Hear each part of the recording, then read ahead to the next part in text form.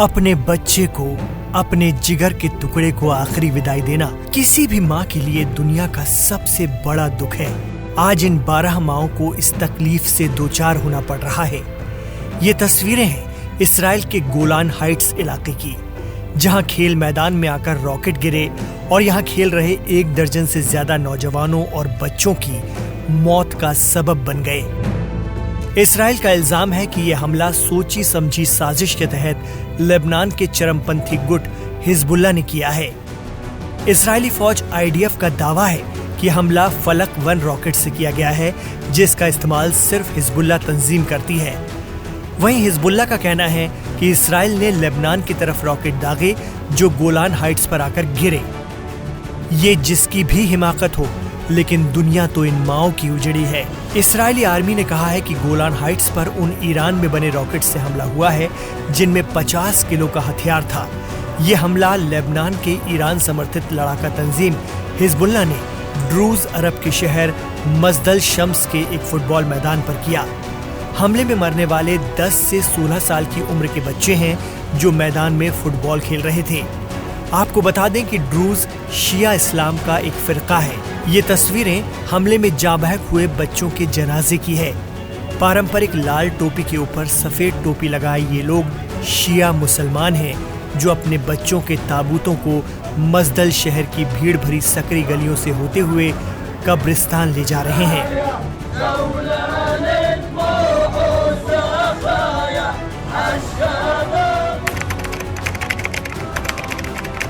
अक्टूबर 2023 में जब गजा में जंग का आगाज हुआ था, तब से इस्राएली फौज और लेबनान के ईरान समर्थित हिजबुल्लाह के बीच सीमा पर नियमित रूप से गोलीबारी होती रही है।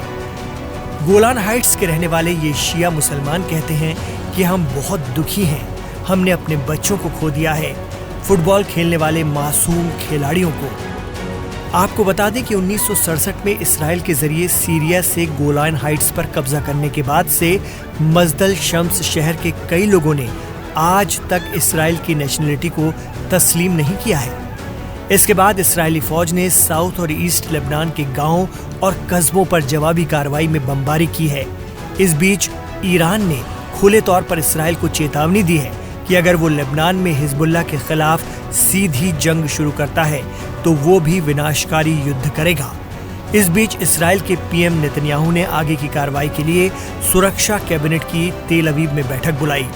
हमले के तुरंत बाद इसराइल के डिफेंस मिनिस्टर योव गैलेंट ने गोलान हाइट्स का दौरा किया। सवाल ये भी उठने लगे हैं कि इसराइल के जिस आयरन डोम डिफेंस सिस्टम की पूरी दुनिया में मिसाल दी जाती है, वो डिफेंस सिस्टम हमले रोकने में कैसे नाकाम हो रहा है। 7 अक्टूबर 2023 को हमास के हमले के बाद यही सवाल उठा था और अब गोलान हाइट्स पर हिजबुल्लाह के अटैक ने फिर चिंताएं बढ़ा दी हैं। दरअसल इसी साल की शुरुआत में अमेरिकी सेना के 3 अधिकारियों ने आयरन डोम पर सवाल उठाए थे।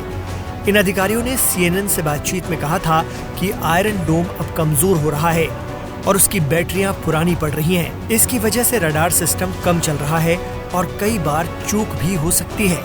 यही नहीं, अमेरिकी अधिकारियों का कहना था कि हिजबुल्लाह ने बड़े पैमाने पर ऐसे हथियार जुटा लिए हैं जो मिसाइल डिफेंस सिस्टम को भी मात दे सकते हैं। उसने बीते कई सालों में ईरान से ऐसे हथियारों का जखीरा जुटा लिया है। यही वजह भी थी कि अमेरिका की ओर से इसराइल को ये चेतावनी दी जा रही थी कि वो लेबनान के साथ जंग में न उतरे।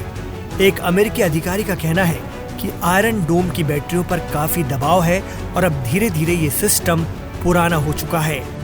खबरों के मुताबिक इसराइली अफसर तो ये भी मानते हैं कि अगर हिजबुल्लाह ने लेबनान से सीधा हमला कर दिया तो बड़ी मुश्किल हो जाएगी। मिसाइल डिफेंस सिस्टम के लिए कुछ हथियारों को इंटरसेप्ट करने में मुश्किल हो सकती है।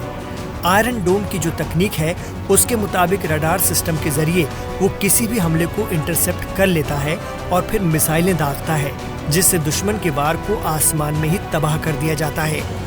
लेकिन अब ये सिस्टम थोड़ा पुराना हो रहा है। CNN की रिपोर्ट के मुताबिक हिजबुल्लाह के पास अब बड़े पैमाने पर ऐसे रॉकेट और मिसाइल हैं जो किसी रडार सिस्टम को भी मात दे सकते हैं। खास तौर पर उसकी शॉर्ट रेंज मिसाइल ऐसी हैं जो इसराइल के अंदर जाकर मार करती हैं। खुद इसराइली सेना का ही अनुमान है कि हिजबुल्लाह के पास 1.5 लाख मिसाइलें और रॉकेट हैं। आपको बता दें कि हिजबुल्लाह दुनिया का सबसे बड़ा सशस्त्र यानी मुसल्लह चरमपंथी संगठन है।